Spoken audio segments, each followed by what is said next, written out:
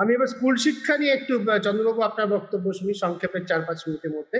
প্রাথমিকভাবে যে সমস্যাগুলো চোখ পড়ছে এবং কি করা দরকার, তারপর আমি পার্থপ্রতিম বাবুর কাছে। চন্দ্রবাবু প্লিজ বলুন। হ্যাঁ, সুদীপ্তদা, যে বিষয়টিকে সামনে রাখা হয়েছে, আমি ধন্যবাদ দেব এই আর্থিকতাটাকে। দ্বিধান্বিত সুদীপ্ত স্যার ছিলেন।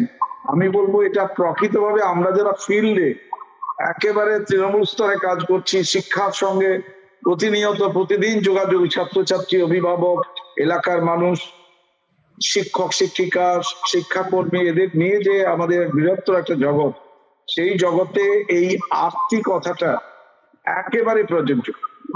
গত প্রায় 15-20 বছর ধরে, 15 বছরে একেবারে তলানিতে পৌঁছেছে। শিক্ষা ব্যবস্থা যে শ্মশানে পরিণত হয়ে গিয়েছিল, ঠিক স্বাস্থ্যের মতো, প্রাথমিক এবং মাধ্যমিক শিক্ষা, আমি এই দুটো নিয়ে কথা বলবো। কি ভয়ঙ্কর অবস্থার মধ্যে আমরা কাটিয়েছি, আমাদের কোনো বলার সুযোগ ছিল না।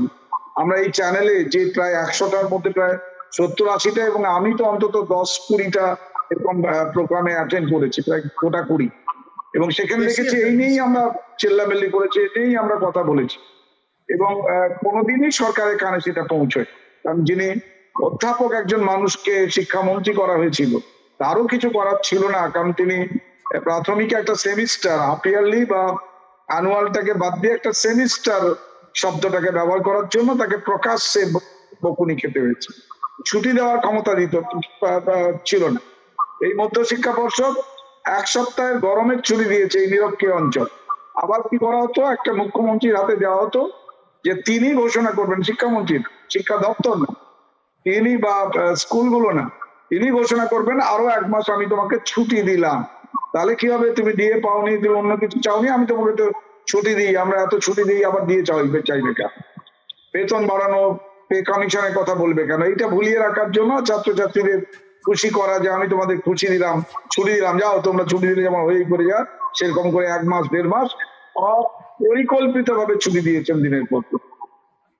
আমাদের এই যে মাধ্যমিকের রেজাল্ট দিল গত 8 তারিখ মে মাসে, দেখবেন রেজাল্ট দিতে গিয়ে কোনো তথ্য পরিসংখ্যান দিল না যে কতজন প্রাথমিকে পড়েছিল, কতজন মাধ্যমিকে এলো, কতজন উচ্চ মাধ্যমিকে যাচ্ছে, কি ধরনের ড্রপ, সুকান্ত বলছিলেন ড্রপ আউটের হার কি, কেন আমাদের রাজ্য নাবালিকা মেয়ে মানে বিলো 18 কনসিভ করছে, হসপিটালের যা তথ্য, স্বাস্থ্য দপ্তরের যা তথ্য, সারা ভারতবর্ষের চোখে আমাদের লজ্জায় ফেলে দেয়।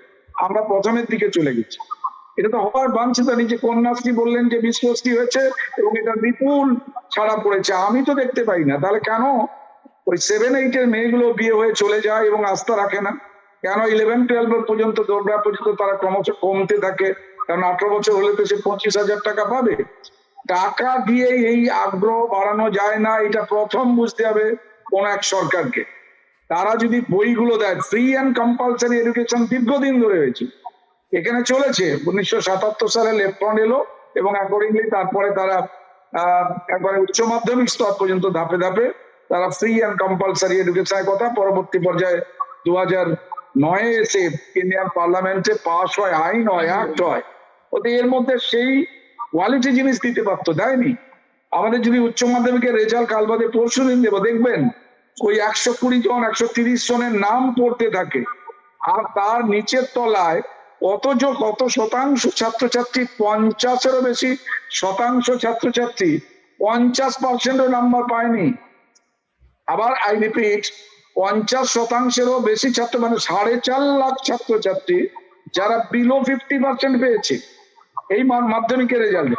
উচ্চ মাধ্যমিকে দেখবেন যে অঙ্কে ফেলের সংখ্যাটা, তাদের গ্রেস দিচ্ছে, ইচ্ছা করে প্রশ্ন ভুল দিয়ে গ্রেস দেওয়ার সুযোগ করে দেয়, এবং স্কুলে অ্যাটেন্ডেন্সই দেখেন, ছাত্র কমছে দিনের পর দিন, ধুলো পড়ছে এই জায়গাগুলোতে। আমি ফিরছি কি সাজেশন, সুদীপ্তর কথা, যে সাজেশনটা কি? প্রথমত এই সিলেবাস, এখনো এইটা আমাদের ইতিহাসে পড়াতে হয়।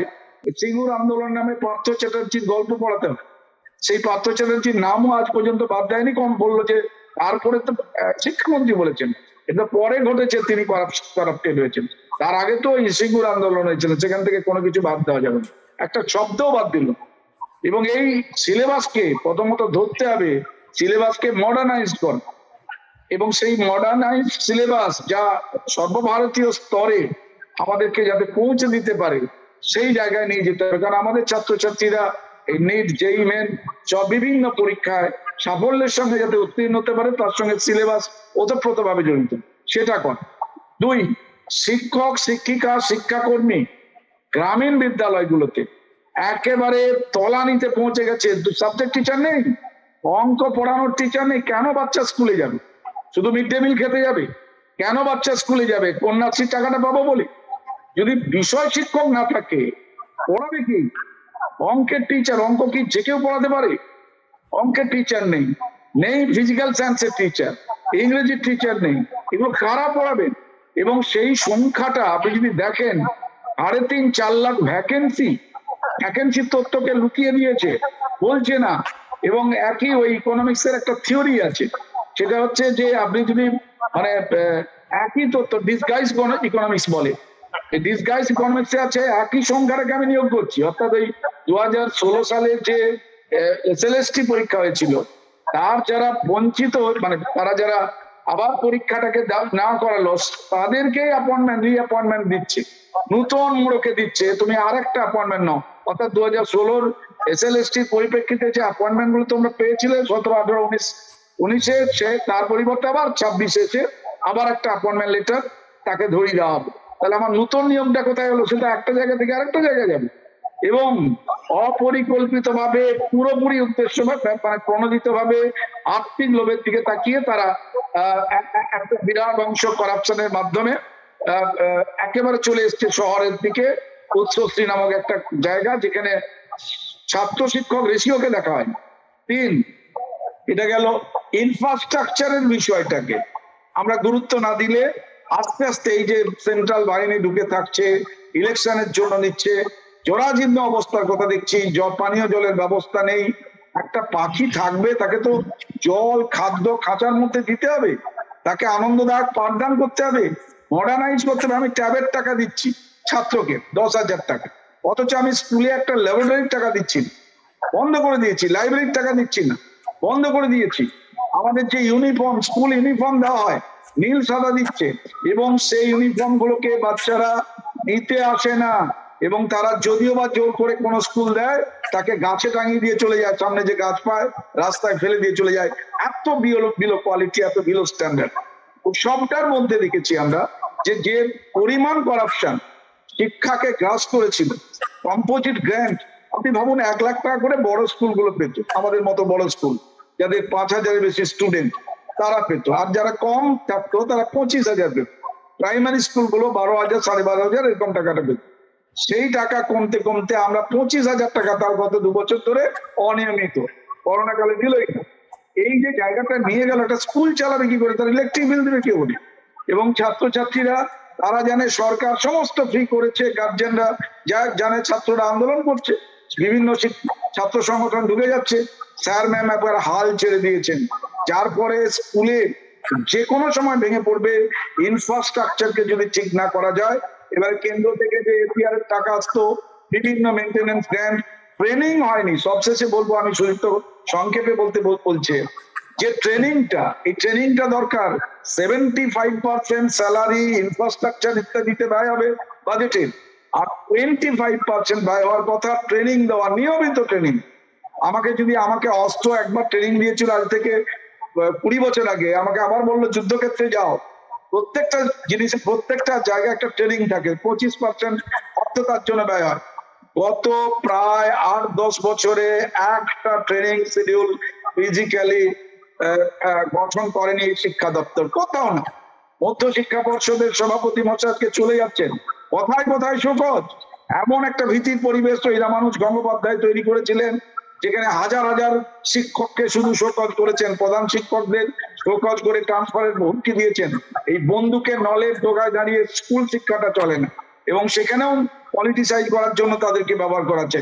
এই সমস্ত জায়গা থেকে যদি এই সরকার গুরুত্ব দেয়, আমরা সেইটাকে অ্যাড্রেস করার চেষ্টা করব, একটু গণতান্ত্রিক পরিবেশ দেওয়ার চেষ্টা করব, যেখানে শিক্ষামন্ত্রী ব্রাত্য বসুর মতো একজন অধ্যাপক মানুষ, তিনি তার কর্মজীবনে মানে মন্ত্রিত্বের জীবনে একদিনের জন্য কোন শিক্ষক সংগঠনকে বিকাশ ভবনে মিট করেননি। কেবলমাত্র রুলিং পার্টির কিছু নেতৃত্বের সঙ্গে পার্টি অফিসে দেখা করতেন কিংবা সেখানে দেখা করতেন। আর যারা এই বিষয়গুলোকে নিয়ে তুলে ধরার মতো জায়গা ছিল তাদের কারোরই সঙ্গে কোনো কথা বলার সৌজন্যবোধও দেখাননি। এই জায়গা থেকে শিক্ষাকে বাঁচাতে আরো অনেক রকমের বিষয় আছে, না হলে পরে যে অন্তর্জলী যাত্রাটা শুরু হয়েছে তাকে রোধ করার ক্ষমতা আমার আপনার কারোরই থাকবে না। আমরা নীরব দর্শকের ভূমিকা পালন করব এবং আমরা যারা গ্রামীণ অঞ্চলে এই শিক্ষকতার সঙ্গে যুক্ত ছাত্র ছাত্রী, অভিভাবক অভিভাবিকা, সুকান্ত বলছিলেন একটা নিষ্ক্রিয় আগ্রহীন হয়ে গেছে, সেই আরতি কথাটাকে আমি বলবো সঠিক শব্দ চয়ন, এই আরতিটা যেন সরকারের কানে পৌঁছায় এবং যিনি শিক্ষামন্ত্রী হন না কেন তিনি যেন এই বিষয়গুলোকে অ্যাড্রেস করেন। প্রকৃত শিক্ষা দরদি, শিক্ষা মরমী, শিক্ষা মানে ভাবাপন্ন মানুষরা, এই সুকান্ত বাবুদের মতো লোকরা, অর্থবাবুদের মতো লোকরা, মানুষরা, তারা যদি এই শিক্ষাবিদরা প্রকৃত শিক্ষাবিদ না ওখানে হয়, কে কতটা পার্টির অনুরক্ত, ভক্ত, অনুপ্রাণিত, তাদের নিয়ে যদি এটাকে চালানোর ব্যবস্থা করে, ব্যবসার ব্যবস্থা করে, কোথায় কোথায় 1000 টাকা, 5000 টাকা, 15,000 টাকা একটা ছাত্রকে পরীক্ষা দিতে গিয়ে ফাইন নিয়েছে, এই জায়গা থেকে বেরোতেন। নিশ্চয়ই নিশ্চয়ই আপনি আগেও অনেকবার আমাদের অনুষ্ঠানে বলেছেন, আজকেও বললেন। আমি দর্শকদের জন্য একবার মূল বিষয়গুলো, যে পয়েন্টগুলো চন্দনবাবু তুললেন, দর্শকদের একবার স্মরণ করিয়ে দিচ্ছি। 1 নম্বর, নিয়োগ করতে হবে। আমরা আগে অনেকবার বলেছি, আরো একবার বলছি আমি নিজে, আমাদের যখন প্রথম সফলভাবে আমরা চাঁদের উল্টো পিঠে পৌঁছলাম, একটা ইসরো, ভারতের মহাকাশ গবেষণা সংস্থা যে সফলভাবে যে কার্যক্রমটা তার পৃথিবীর মধ্যে প্রথম করলো, তখন আমরা জেনেছিলাম যে সেই অনুষ্ঠানে, সেই প্রোগ্রামে কতজন বাঙালি বিজ্ঞানী ছিলেন নানা স্তরে। আমি নিজে বারবার বলে এসেছি, আজ থেকে 20 বছর পরে এই ধরনের কোনো সর্বভারতীয় প্রোগ্রামে কোনো বাঙালি বিজ্ঞানীকে পাওয়া যাবে না। কারণ চন্দনবাবু যা বললেন, পশ্চিমবঙ্গে সরকারি শিক্ষা ব্যবস্থা থেকে, বেসরকারি বড় স্কুল, কলকাতা স্কুলে কথা বলছি, সরকারি শিক্ষা ব্যবস্থা থেকে সারা পশ্চিমবঙ্গ থেকে বিজ্ঞান শিক্ষা কার্যত উঠে গিয়েছে। বিজ্ঞানের শিক্ষক নেই, পদার্থবিজ্ঞানের শিক্ষক নেই, কেমিস্ট্রির শিক্ষক নেই, সে পড়াশোনা কার্যত উঠে গিয়েছে। মানে 20 বছর পরে কাউকে পাওয়া যাবে না। সিলেবাসের কথা বলছে, সিলেবাসের আধুনিকীকরণ করা এবং অনেক আবিজাবি জিনিস ঢোকানো হয়েছে, সেগুলো বাদ দেওয়া। উনি বলেছে ট্রান্সফার পলিসি, এই যে নামে যে স্কুলের বদলিটা করা হতো, যাতে ছাত্রের কাছে শিক্ষক আছে কিনা সেটা দেখা হতো না, দেখা হতো যে শিক্ষক কোন জায়গায় চাকরি করতে চাইছেন এবং তিনি সরকারের কতটা ঘনিষ্ঠ, এটা বন্ধ করার কথা বলছেন। উনি প্রশিক্ষণের কথা বলছেন, অত্যন্ত গুরুত্বপূর্ণ। যে কোনো প্রফেশনে প্রশিক্ষণ একটা ধারাবাহিক ব্যাপার, এটা বলছেন 15 বছরের কোনো কার্যক্রম হয়নি। উনি আর একটা কথা বলছেন যে ইনফ্রাস্ট্রাকচার, স্কুলের যেটা পরিকাঠামো, তার জন্য কম্পোজিট গ্রান্ট বলে স্কুল যেটা পেত, সেটা তো মানে নমিনালি, মানে শুধু টাকার অঙ্কে সেটা বহু বছর ধরে বাড়েনি তাই না, সেটা বন্ধ হয়ে গিয়েছে, ফলে কার্যত সেটা পাওয়া যাচ্ছে। সুতরাং নিয়োগ করতে হবে, সিলেবাস ঠিক করতে হবে, ইনফ্রাস্ট্রাকচার ঠিক করতে হবে, ট্রেনিং প্রশিক্ষণের ব্যবস্থা করতে হবে এবং একই সঙ্গে প্রশিক্ষণের ব্যবস্থা করতে হবে এবং সিলেবাস ঠিক করতে হবে।